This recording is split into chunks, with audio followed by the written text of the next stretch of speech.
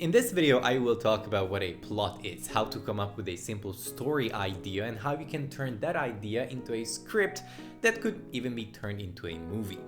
Hey everyone, my name is Dom and this is Filmmaking Simplified, where we talk about everything that belongs to the art of filmmaking.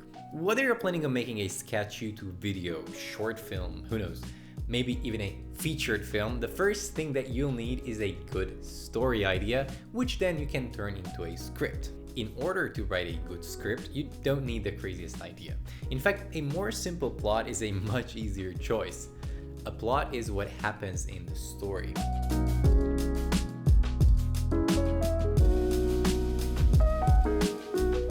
I mean, just think of every blockbuster movie ever. You can literally write their plots in one sentence.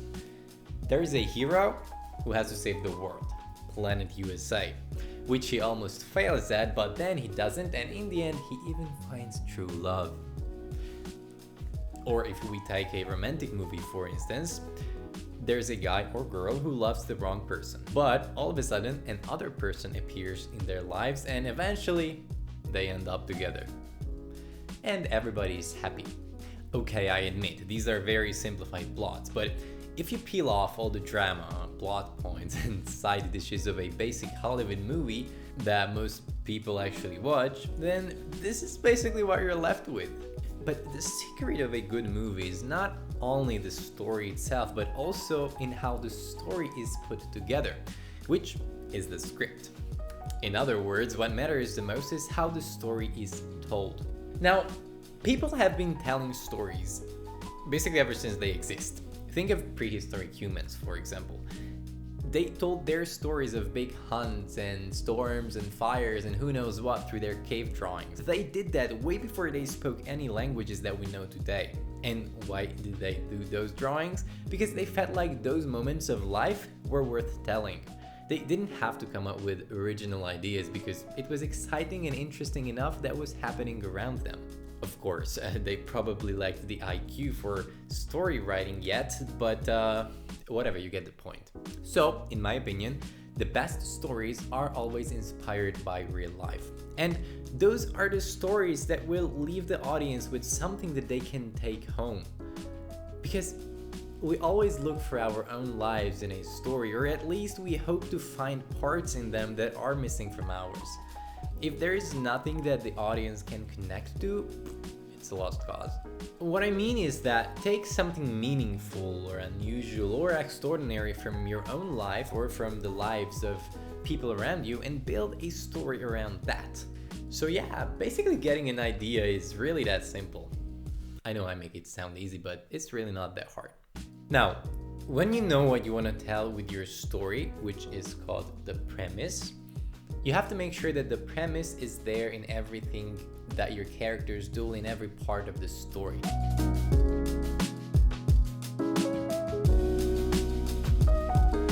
But let's not rush that much ahead. Now, unfortunately I can't help you come up with the entire plot, you have to think that through, but here are a few things that you need to keep in mind while you're brainstorming. Make sure that you have a good, strong main character, a hero that will carry the entire story on their shoulders. Be sure that there is a conflict and a solution. Having a twist or two is also a good idea. And focus on the premise. The premise should drive the story itself. Now, these things that I'm saying are not hard rules, though. I don't even believe that there are any rules in story writing because, in general, there are no rules in art. But there are techniques that you can use to write a script which will work well as a movie. Okay, so let's assume that you have a story. Here I'm gonna bring in my example that I will write a story around. It's a real life event that happened to me, and that's why I thought that we could work with it. So this last summer I was traveling around Italy with my Italian girlfriend, and one of the days we were traveling from this city called Palinuro to this other one named Tropea. Tropea is this amazing little town. The sea looks like this. It's beautiful. If you get the chance to go there, it's worth it. So we were traveling around via train, and it takes about 3 hours to get from Palinuro to Torpeo. Now, the train was late, nothing surprising, but at the beginning it was only 20 minutes, and then it turned to 40, then it turned to 80, and in the end it was 3.5 hours late. The problem was that we already checked out from the hotel, obviously. The beach was way too far to go there, and there was literally nothing else to do, so we decided to wait at the station. Now, this is how those 3.5 hours went in a nutshell in real life. We waited, we drank coffee, we ate snacks, I drank 2 beers, we waited some more, and then the train arrived, and in the end, we got to Torpeo. So not very exciting, right? It's something that happens to people every day. But I think it's still something that is out of the ordinary, because it's a long enough wait in the heat to be mentioned after your travels. And obviously this story won't make a script like this, not to mention a movie, but we can use it as inspiration to write a story around. Now, when you take something from your own life, it doesn't have to be the entire story already. It's enough if it's one of the main plot points of the script, for example.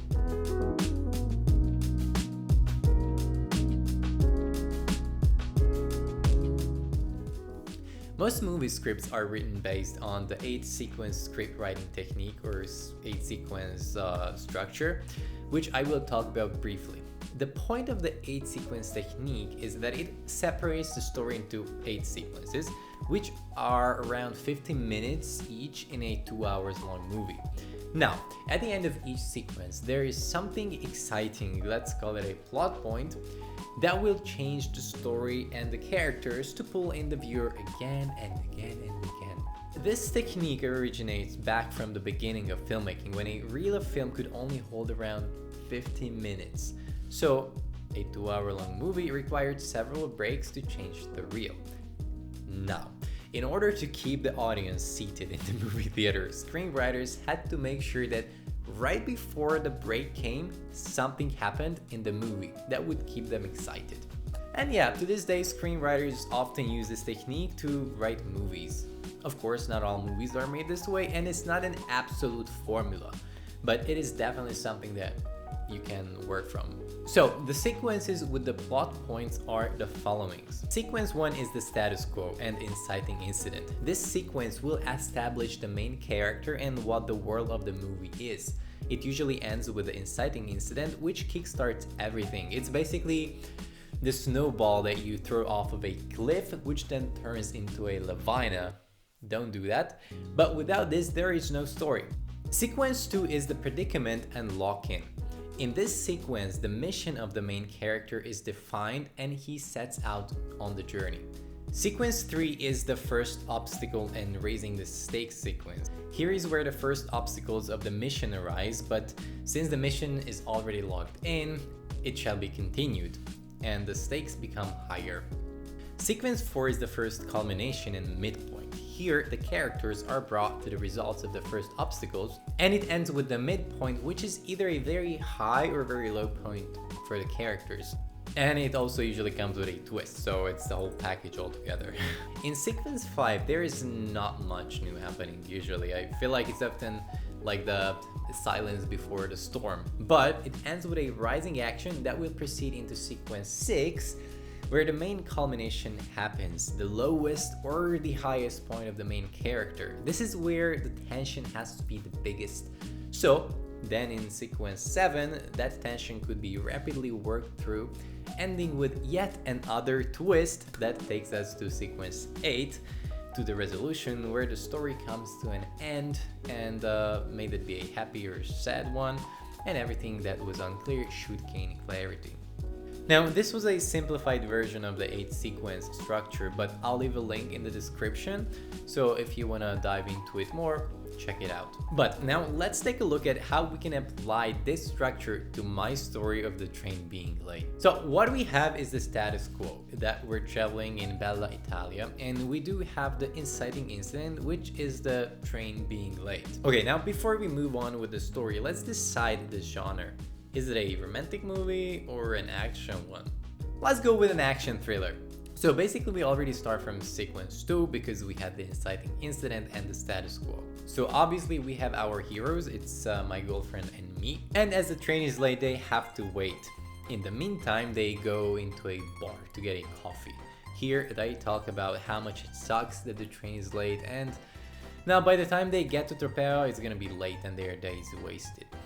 Now, a man overhears their conversation and offers to give them a lift for some money, as he's already taking people. And here comes the end of sequence 2, because our heroes have to decide whether to keep waiting or go with the man. Sometimes this point is referred to as the first pinch point as well.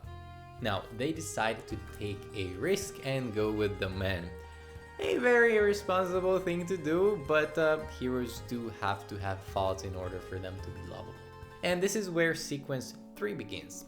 Soon, it turns out that there are no other passengers and they're being kidnapped.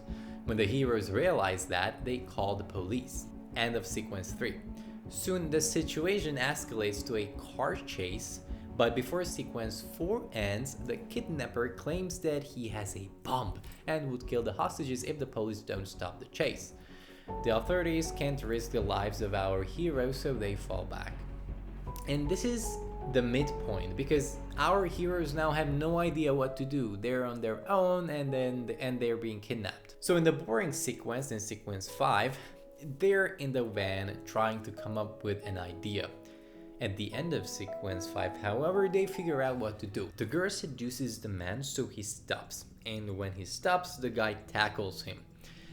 They know it's risky, but they have no choice. Beginning of sequence 6. They execute their plan and it works, but the car crashes, so they can't go on. They're by themselves in the middle of nowhere. In sequence 7, they manage to call the police and they come and pick them up. The kidnapper gets arrested, of course. And in sequence 8, we see them arriving to Tropea and we see how beautiful it is, so they're like, yeah, it was worth it. And we have our story. Obviously it won't bring an Oscar home for best screenplay, but it's something to watch before a Netflix and chill time. Obviously this is basically just the outline of the plot. Everything in between has to be written and has to be written well. But using this structure is a good guide to make sure that the story works as a movie. There are, of course, many other things that you have to keep in mind while writing that I can't possibly cover in this video because, well, A, it's about basic script and story writing, and B, because I also don't know everything. But if you're interested in technical script writing or story writing and even more details, let me know in the comment section and let's just have a chat there, share your ideas. We can brainstorm together. Also, leave a thumbs up if you feel like you learned anything useful, and join our growing community by clicking on the subscribe button. Thank you for your time, thank you for watching, I really appreciate it, and have a wonderful day. Ciao.